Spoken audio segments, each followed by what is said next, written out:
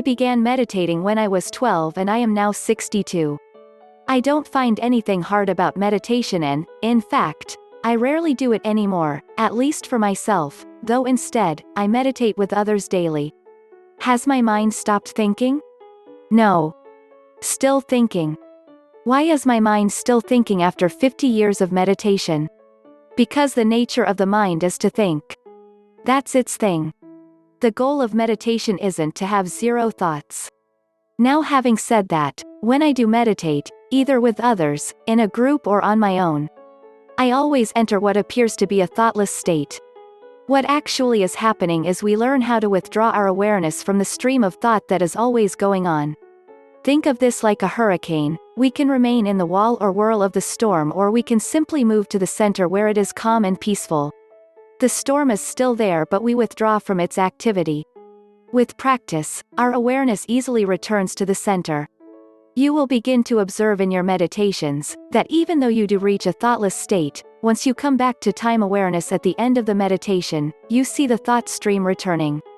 What you are left with is the meditative state, which, eventually with practice, becomes a permanent presence within you, irrespective if you are thinking or not.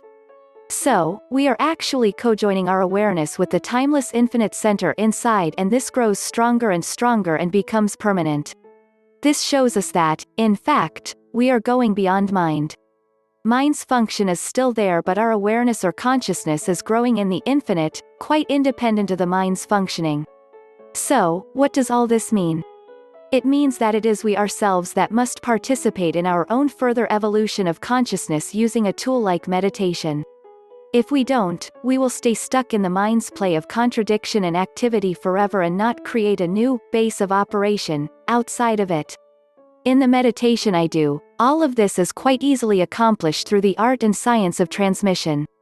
I have explained this in many other answers, so I will not go into it here. I would rather say what this feels like, from my perspective. In a very real and palpable way, you imbibe the source within you. You in no way feel empty or vacant at all. You feel fully connected and completely at our home.